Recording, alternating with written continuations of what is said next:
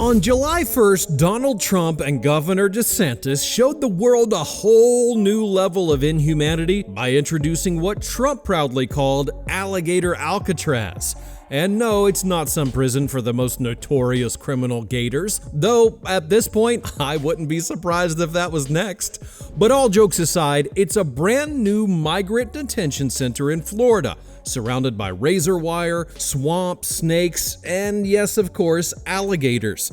It cost $450 million and already has its first detainees. Lawsuits are flying, but Trump's not backing down. He actually wants more centers like this. So the big question isn't if things will calm down or get worse, because spoiler alert, it's gonna get worse. But what exactly should we expect next? And how can we get ready for some of the most ridiculous ideas that might pop up in the future? So today, you're gonna get those answers, and here's the plan. I'm gonna ask AI what it thinks about Alligator Alcatraz, analyze Trump's entire immigration plan, and at the end, ChatGPT will give us its own prediction about what's coming next. I'm recording this intro after chatting with AI, so I highly recommend you watch this video until the end because there's something in the prediction that's definitely going to surprise you. And as always, don't forget to subscribe, share this video with your friends, and if you want to support the channel directly, hit that join button and become a member. It really helps me keep making content that you'll enjoy. Also, be sure to drop your thoughts about that migrant Azkaban in the comments. Maybe you think the methods don't really matter if border crossings are down. Just let me know what you think. Alright, thanks a lot, and now let's get into the video. And here we are. So first, I need to gather up all of the latest news on the topic, and after that, I'll get to the first question. Alright, as always, ChatGPT needs to be clear, straightforward, unbiased, no spin, no sugarcoating, no fluff, none of that. First up, let's ask it to break down everything that Trump's done on immigration since returning to office, and get ChatGPT's take along the way. Since returning in January 2025, Trump wasted no time making immigration the focus of his presidency, and he's going harder than ever. His administration rolled out executive orders, revived tough programs, and used every tool to shut down asylum, ramp up deportations, and flood the system with enforcement funding. It's fast, aggressive, and reshaping U.S. immigration policy with clear intent and force. Right out of the gate on day one, Trump signed Executive Order 14159, a full armament of federal immigration enforcement. It ramped up deportations via expedited removal, stripped protections from sanctuary cities, expanded local police powers to act like ICE agents, and opened the door to penalties not only for migrants, but also for anyone assisting them. This wasn't a review or commission, it was enforcement first, bypassing Congress. The goal? Make being undocumented unbearable. Then came the Lake and Riley Act, passed just days later. This law mandates that undocumented immigrants charged, not convicted, just charged, with certain crimes must be detained without bail. The list of offenses is broad: petty theft, assaulting officers, DUI, and more. That means a migrant arrested for shoplifting gum could sit in ICE custody for months. It's a blunt force approach, clearly aimed at headlines and rallying Trump's base with law and order talk. Nuances tossed aside, presumption of innocence gone. One-size-fits-all enforcement is the strategy now. The financial engine behind all this is the Big Beautiful Bill, which passed in early July. It injects over $100 billion into immigration enforcement through 2029, including billions for border wall construction. Again, ICE detention capacity, CBP hiring, and expanding immigration courts. It's a massive windfall for enforcement agencies and a clear middle finger to groups calling for reform or restraint. There's no balancing act here, no funding for asylum improvements, legal aid, or addressing root causes. It's pure brute enforcement top to bottom. In early June 2025, ICE carried out sweeping raids across Los Angeles, detaining people on the streets, near schools, and outside community centers, which led to mass protests in the city. Outrage spread fast, crowds gathered downtown, and within days the protests turned into a massive standoff. In response, Trump deployed thousands of National Guard troops and then escalated further by sending 700 active-duty Marines into the city, a move not seen in decades. Tear gas, flashbangs, and arrests followed. The protests quickly spread to cities like Denver, Miami, and Phoenix, with hundreds arrested across the country. A federal judge later ruled the deployment illegal, but the administration pushed back and kept troops on the streets. But despite all the harsh methods, illegal border crossings are down. The administration claims they hit a 50-year low in June of 2025. If you believe numbers alone prove success, then sure, this strategy works. But at what cost? Civil rights groups are suing. Immigration lawyers say asylum seekers are being denied due process. States are refusing to cooperate. Even foreign leaders are raising concerns about U.S. human rights practices again. The truth is, Trump's immigration playbook isn't about fixing a broken system. It's about turning it into a weapon, one that punishes people first, sorts things out later, maybe, and ignores the humanitarian, legal, or diplomatic fallout.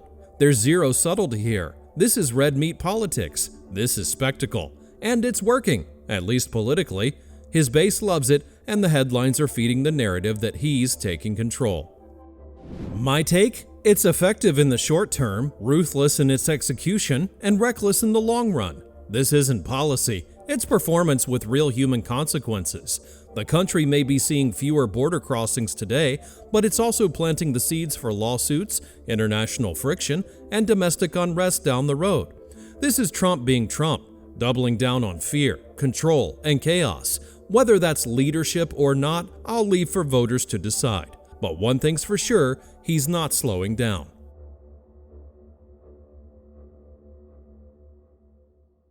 Oh, no, thanks, ChatGPT. Those voters already made their decision, and now here we are, living in the golden age of America.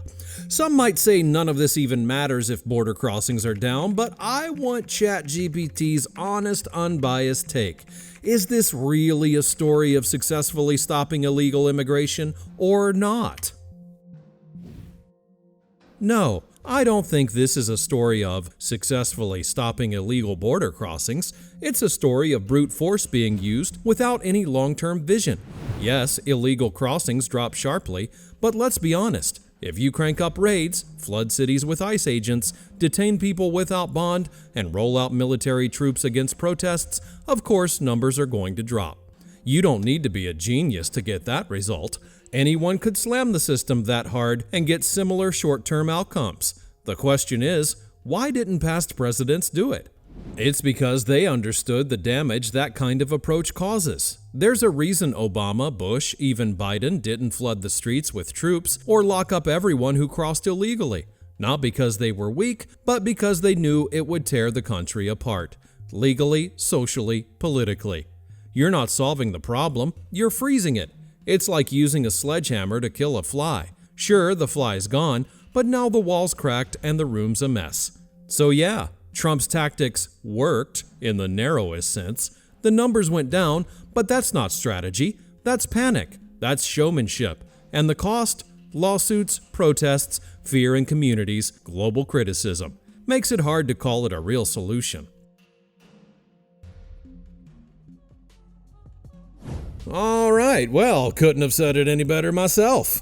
Up next, I'm going to ask it what it thinks about Alligator Alcatraz and get its predictions on what's coming next. But before we jump into all of that, if you're enjoying this video so far and you want to show your support, go ahead and hit the like button right now and subscribe to the channel if you haven't already. That's the best way to say thanks and help me keep the content coming every single week. Thanks a lot, and now let's move on to the next part. Alright, ChatGPT, tell me what you think about Alligator Alcatraz and how it's even supposed to work. And here's the answer. Here's how Alligator Alcatraz is supposed to work, and what I honestly think about it. The facility was built fast, just over a week, on a remote airstrip in the middle of the Florida Everglades, surrounded by swamp, gators, snakes, and thick vegetation. Officially, it's a temporary emergency immigration detention center. In practice, it's a massive outdoor complex of tents, trailers, razor wire, and military-grade fencing initially designed to hold around 3,000 people with plans to expand to 5,000. It's built to be hard to escape, hard to access, and honestly, hard to look at. Detainees are flown in from all over the country, especially from blue states, where local jails refuse to hold ICE detainees. Once processed, they are either deported or held for extended periods while awaiting court hearings. Florida backed the project, and the federal government is expected to cover the costs. Trump toured the site and proudly called it Alligator Alcatraz, sending a clear message: this isn't a humane facility, it's a warning. The location, the name, the setup, it's all designed to intimidate. The goal isn't to process people fairly, it's to scare them away. So, what do I think? Honestly, it's disturbing.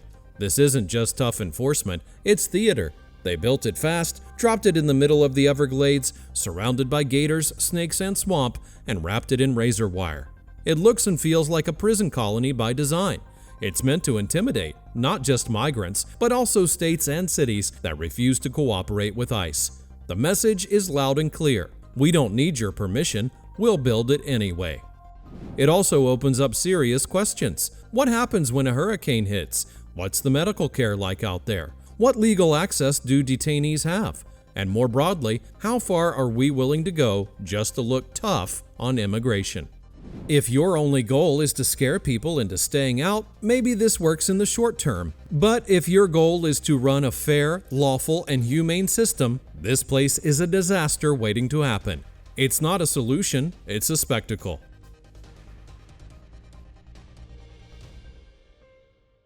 Okay, got it. Now for the last part. Let's hear AI's prediction on what to expect next on immigration, and what Donald Trump's next moves might be. And here it is. Alright, here's what I think we can expect next, based on everything Trump's done so far and the direction this is all going. First, I'd bet we're going to see more detention centers like Alligator Alcatraz, with billions approved for ICE detention expansion, including temporary tent facilities at places like Fort Bliss and even Guantanamo Bay. This isn't conjecture, it's happening. Trump has explicitly praised the Alligator Alcatraz site and said he wants similar facilities in many states, typically in remote areas where local authorities can't block them. The playbook is clear: build fast, lock people up where few can oversee, and label it necessary. Second, deportations are already spiking and likely to go even further. ICE has been rearmed with funding and political cover, and Trump's people clearly want to show numbers: mass arrests, mass removals. He's not trying to fix the broken immigration system, he's trying to break the idea of it completely. Speed matters more than fairness. That means more expedited removals, fewer court hearings, and possibly even more executive actions to bypass legal protections altogether.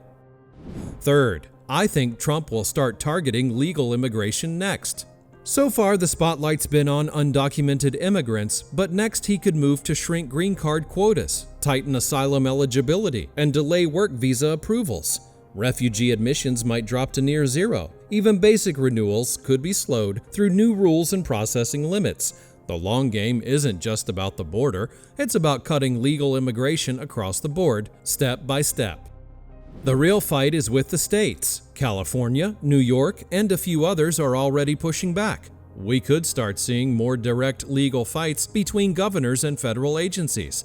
Some cities might try to block ICE from operating entirely. That could lead to even more federal crackdowns, cutting funding, threatening state programs, or sending in more troops like we saw in LA. My overall take: Trump isn't just going after undocumented immigration, he's trying to completely redefine how America thinks about immigration, legally, morally, even culturally. This is about fear, punishment, and dominance. The next phase will be uglier, louder, and more chaotic. It'll look less like a policy debate and more like a national turf war.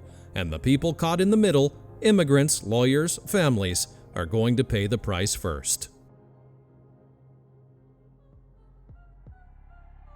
Well, alright, that's it. The prediction's not exactly promising, but I mean, really, what did you expect? Anyway, let me know in the comments if you agree that Trump will go after legal immigration as well or not. And don't forget to leave a like, subscribe to the channel, and check out the links in the description to support the channel directly.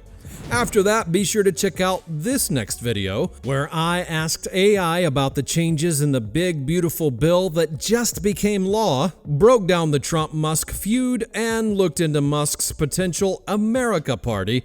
That one's definitely worth your attention. So, thanks for watching, click on that video, and I'll be waiting for you over there.